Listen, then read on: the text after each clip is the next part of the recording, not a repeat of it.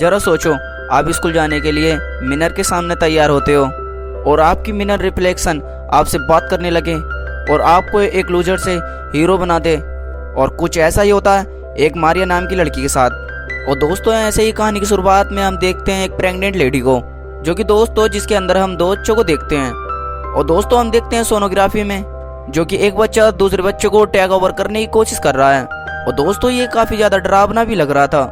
और दोस्तों, इधर दूसरी तरफ सीन शिफ्ट होता है और हम एक मारिया नाम की लड़की को देखते हैं जो कि इस टाइम हाई स्कूल में पढ़ रही होती है। और दोस्तों, इसकी उम्र सिर्फ 17 साल ही होती है। और मारिया ज्यादा लोगों से बातचीत नहीं करती थी और वो अपने घर पर ही अपनी इमोशन को छुपा कर रखती थी, क्योंकि कोई भी उसकी बात नहीं सुनता था। और दोस्तों, इसी की वजह से मारिया अच्छे से खाना भी नहीं खाती थी, जिस वजह से मारिया का वेट भी काफी कम हो गया था। और मारिया के फादर का नाम डैन था, जो कि प्रोफेशनली एक प्लास्टिक सर्जन थे और उन्हें सभी चीजें परफेक्ट पसंद थी। और इसी वजह से मारिया के फादर मारिया से सख्ती से पेश आते थे। और मारिया की मॉम का नाम था एमी, जो कि डिप्रेशन का शिकार थी और अक्सर मारिया की मॉम को बहुत ही बुरे बुरे सपने आते थे। और दोस्तों, इधर में पता चलता है मारिया के डैड का अफेयर दूसरी लेडीज से चल रहा था और एमी अपने हस्बैंड के बारे में सब कुछ जानती थी। और एमी अपने हस्बैंड के सामने ऐसे पेश आती थी जैसे उन्हें कुछ पता ही ना हो। और ऐसे ही रोजाना की तरह मारिया को एक लड़का बहुत ज्यादा परेशान करता था और काफी लोग भी उस पर हंसते थे, क्योंकि वो और लोगों से दूर रहती थी और उनसे बातचीत भी नहीं करती थी। और दोस्तों, इधर में दिखाया जाता है कि मारिया की एक बेस्ट फ्रेंड भी होती है जिसका नाम होता है लिली। और इधर दूसरी तरफ दिखाया जाता है हमें लिली के बॉयफ्रेंड को, जो कि मारिया को उस पर बहुत ज्यादा क्रश था।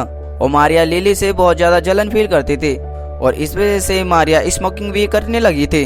और एक दिन मारिया को अपने घर पर एक सोनोग्राफी रखी हुई दिखाई देती है, जिसके अंदर दो बच्चे होते हैं। एग्जिट ये वही बच्चे होते हैं जो कि हमने मूवी की शुरुआत में देखे थे।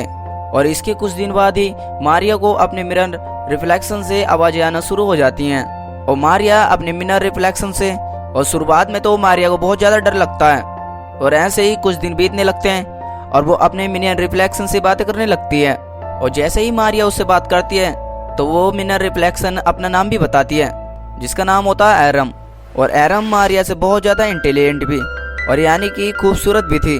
और एरम मारिया की तरह बनना चाहती थी और एरम के अंदर वही सारी खूबियां भी थी। और वो दोनों आपस में बहुत सारी बातें भी करते हैं। और मारिया को महसूस होता है कि चलो, मेरी जिंदगी में कोई तो मुझे मिला जो कि मुझसे बातें कर सकता है और मेरी फीलिंग को भी समझ सकता है। और इधर सीन शिफ्ट होता है और हमें मारिया के पेरेंट्स को दिखाया जाता है, जो कि मारिया के पेरेंट्स मारिया से कहते हैं कि तुम प्रो नाइट जाओगी, और उसे इस बात पर उसे फोर्स भी कर रहे थे। और मारिया अपने पेरेंट्स की बात सुनकर वो बहुत ज्यादा चौंक जाती है और वो सोचती है कि मैं प्रो नाइट पर किसके साथ जाऊंगी। और दोस्तों, ये प्रो नाइट का मतलब है कि प्रो नाइट में एक स्केटिंग डांस करना था और मारिया को स्केटिंग करना बिल्कुल भी नहीं आता था।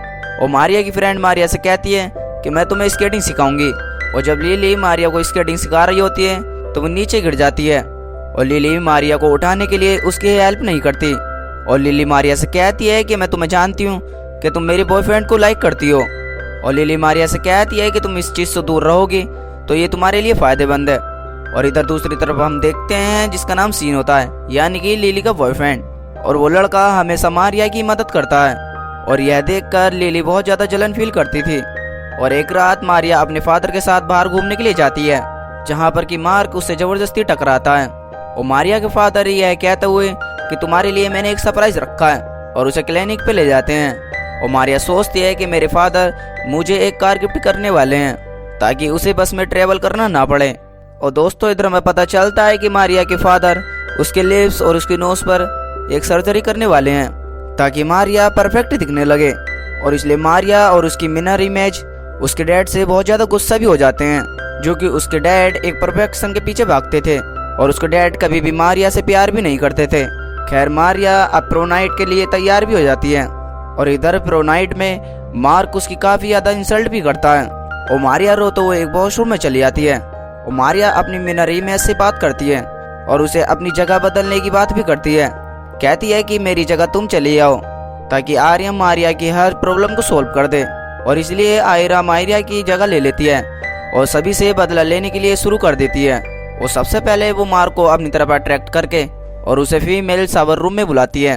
और जैसे ही मार्क उस रूम में जाता है, वैसे ही मारिया एक हॉकी स्टिक उठाती है और सीधा उसके घुटने पर मारती है, जिस कारण मार्क घायल भी हो जाता है। जिसके बाद मार्क मारिया को कभी भी तंग नहीं करता। और जैसे ही मारिया घर पर आती है और उसके पेरेंट्स देखते हैं कि मारिया का बदलाव बहुत अलग ही लग रहा है और वो सही से भी खाना भी खा रही थी। और दोस्तों वो मारिया तो थी, लेकिन किसी को उससे ये नहीं पता था कि उन दोनों ने अपनी जगह चेंज कर ली है। और दूसरी तरफ इधर हमें दिखाया जाता है कि मारिया भी बहुत ज्यादा खुश थी। वो सोचती है कि सभी चीजें भी सही हो रही हैं और यहाँ से कुछ भी नॉर्मल नहीं होने वाला था। और इधर दूसरी तरफ सीन शिफ्ट होता है और हमें एरम को दिखाया जाता है, जो कि अपने डैड की क्लिनिक पे आती है और अपनी मॉम और अपने डैड की अफेयर वाली लेडी को फोन करके क्लिनिक पे बुलाती है, जो कि उसकी मॉम में एमी समझ जाए कि उसके फादर का अफेयर कौन सी लेडीज के साथ चल रहा है। और इधर आयरम अपनी मॉम से बहुत ज्यादा गुस्सा होती है और गुस्से में कहती है कि उन्हें यह सब कुछ पता होने के बाद भी उन्होंने इस चीज के ऊपर एक्शन क्यों नहीं लिया, जिस वजह से एमी यानी कि उसकी मॉम आयरम के एक थप्पड़ लगाती है। और इसके बाद भी आयरम बहुत ज्यादा खुश थी कि उसकी मॉम को उसके डैड की सच्चाई पता चल गई। और इधर आयरम एक आइस स्केटिंग करते हुए बहुत ज्यादा प्रैक्टिस भी करती है और इसके बाद आखिरकार वो स्केटिंग भी सीख जाती है। कि आयरम लिली से कहती है कि तुम मुझे दोबारा स्केटिंग सिखाओगी, और इसके लिए लिली मान भी जाती है। जब वो दोनों आइस स्केटिंग करने जाते हैं तो लिली आयरम की स्केटिंग देखते हुए शौक में पड़ जाती है और आयरम मारिया का बदला लेने के लिए लिली को बहुत तेज का धक्का भी देती है, जिससे वो नीचे गिर जाती है और उसके सिर में चोट लगने की वजह से वह ऑन द स्पॉट मर जाती है। और आयरम इधर रोने का नाटक भी करती है और तभी वो पुलिस को कॉल लगाती है और कॉल पर कहती है कि लिली स्केटिंग करते हुए वह नीचे गिर गई, जिस वजह से उसके एक सिर में चोट भी आई है। और कहती है कि मुझे लगता है कि लिली शायद मर गई है। और इधर हम फोन के रिफ्लेक्शन में देखते हैं कि मारिया रो रही थी और वो ये नहीं चाहती थी कि लिली मरे। और कुछ टाइम बाद लिली की बॉडी को दफनाया जा रहा था और वहाँ पर उसका बॉयफ्रेंड सीन भी था। वो आयरम उसे बहुत ज्यादा गौर से देख रही थी। और इधर पुलिस लिली के मरने के बाद उसकी इंफॉर्मेशन भी ले रही थी, जो कि उसका सीधा शक आयरम पड़ जाता है, जो कि लिली एक आइस स्केटिंग चैंपियन थी, जो कि इस तरह से बर्फ पर फिसल कर मरना नामुमकिन था। और आयरम सीधा सीन के घर जाती है और उससे कहती है कि मैं तुम्हें बहुत ज्यादा पसंद करती हूँ।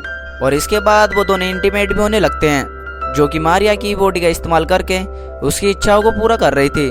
वो आयरम उसके साथ इंटीमेट होने के बाद वह दोनों आपस में प्यार करने भी लगते हैं और वो कुछ टाइम बाद स्कूल भी बंद करते और एक साथ क्लास भी ज्वाइन करते थे। लेकिन इधर पुलिस उन दोनों पर नजर रख रही थी, क्योंकि लिली की मौत का शक इन दोनों पर ही था। और इधर दूसरी तरफ हमें दिखाया जाता है कि मारिया की मॉम और डैड में आपस में लड़ाई हो जाती है और डैन वहां से अपना घर छोड़कर चला जाता है। और इधर हमें दिखाया जाता है कि यह दोनों स्कूल बंद करने के बाद एक रूम पर इंटीमेट होने के लिए जाते हैं। लेकिन इसके बाद सीन के पास उसकी मॉम को कॉल भी आता है और उसकी मॉम फोन पर कहती है कि पुलिस तुम दोनों से कुछ बात करना चाहती है, और इसलिए सीन आयरम को अपने साथ चलने के लिए कहता है। और इस बात पर आयरम सीन से कहती है कि मैं पुलिस के पास नहीं जाना चाहती। और यह सुनने के बाद सीन को आयरम पर शक होता है और आयरम मौका देखते ही सीन के सिर पर एक बोतल मार देती है, जिस पर मौके पर ही उसकी वहीं पर मौत भी हो जाती है। और आयरम ड्रिंक करके मारिया के डैड के क्लिनिक पर जाती है और वो अपने डैड से कहती है कि तुम मुझे तब भी प्यार नहीं करते थे जब मैं परफेक्ट होती थी। और दोस्तों इधर मूवी के स्टार्ट में हमें पता चलता है, जो मूवी की स्टार्ट में हमें सोनोग्राफी की दिखाई गई थी वो मारिया के मॉम की प्रेगनेंसी की थी। और दोस्तों इधर मारिया की एक ड्रिंक सिस्टर भी थी, जिसे हम आयरम भी कह सकते हैं। और जब यह दोनों बच्चियों का जन्म हुआ तो मारिया तो एक परफेक्टली अच्छी थी, लेकिन जब आयरम पैदा हुई तो उसके अंदर कुछ अलग ही शक्तियाँ थी। और जैसा कि हम जानते हैं कि डैन को शुरुआत से ही परफेक्टली चीजें पसंद थी, जिसके बाद डैन ने अपनी बेटी आयरम को घर के बाहर जिंदा दफना दिया, जिसकी वजह से आयरम की आत्मा एक मिनर के अंदर फंस गई थी। और दोस्तों जब मारिया बड़ी हुई तो उसकी बॉडी को ऊपर टेक ओवर कर लिया। और इधर डैन कहता है कि मैं तुम्हें तब भी प्यार नहीं करता था जब तुम परफेक्ट नहीं होती थी।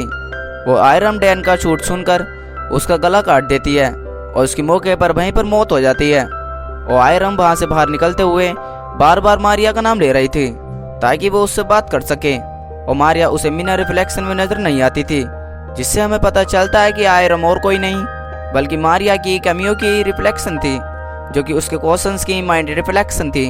जब उसने सोनोग्राफी की एक इमेज देखी थी तब उसने उस टाइम यह सोचा था, और उसे यह भी पता था कि उसकी एक और सिस्टर भी है जिसको पैदा होते सार ही उसे जिंदा दफन कर दिया था, जिसकी वजह से उसके ब्रेन ने यह मैजिक किया था।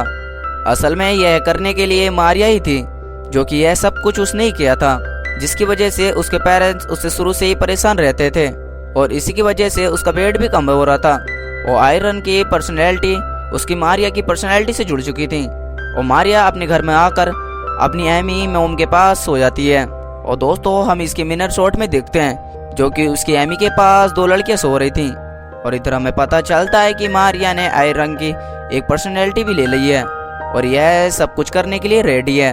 दोस्तों अगर आपको इस मूवी के एक्सप्लेनेशन थोड़ी सी भी अच्छी लगी हो तो आप इस मूवी को लाइक करके चैनल को सब्सक्राइब कर देना और ऐसे ही आपको इंटरेस्टिंग वीडियो लाता रहूँगा। तब तक के लिए till then take care, love you, bye bye.